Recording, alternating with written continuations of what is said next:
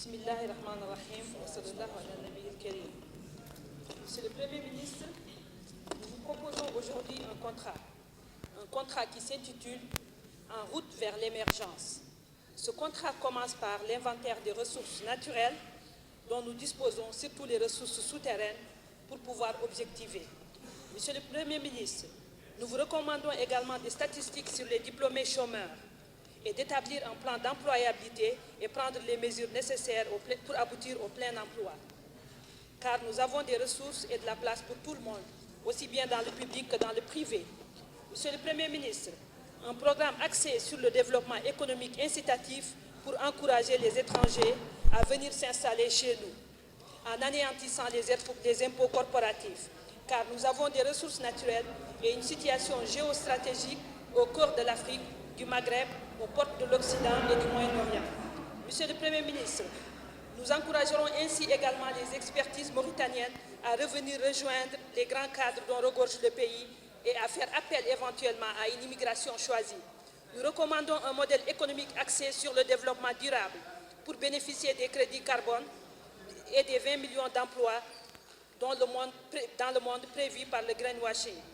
Nous devons installer des centrales d'épuration des ordures qui produira également du biocharbon qui sera recyclé et utilisé pour l'usage domestique au profit des ménages et lutter par la même occasion à la déforestation. Les résidus seront également utilisés comme engrais pour l'agriculture.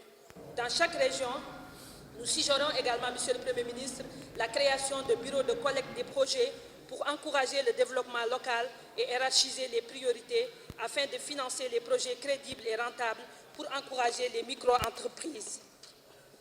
Dans le secteur de l'éducation, de la pêche, l'agriculture, l'environnement, l'artisanat, etc.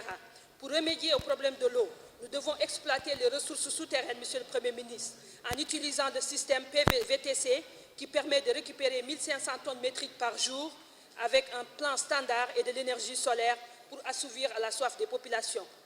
Pour ce qui est de l'usage domestique, nous conseillons, Monsieur le Premier ministre, de prendre l'exemple de la Californie, qui est un exemple en autosuffisance alimentaire, en utilisant l'eau salée transformée en eau douce pour l'agriculture et l'usage domestique à 80%. Dans le secteur du tourisme, nous encourageons un programme de développement en créant des villages artisanaux, des projets de bord de mer.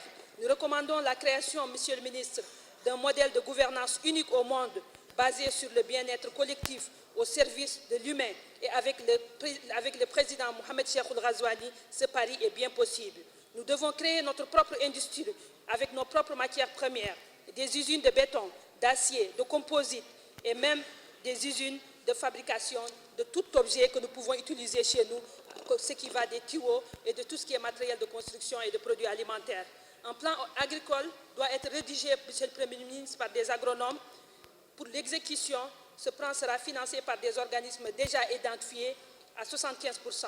Et les 25 autres pourcents seront subventionnés par un fonds de solidarité financé par des individus identifiés, remboursables sur 10 ans et qui engendrera 3000 emplois et des liquidités pour l'État.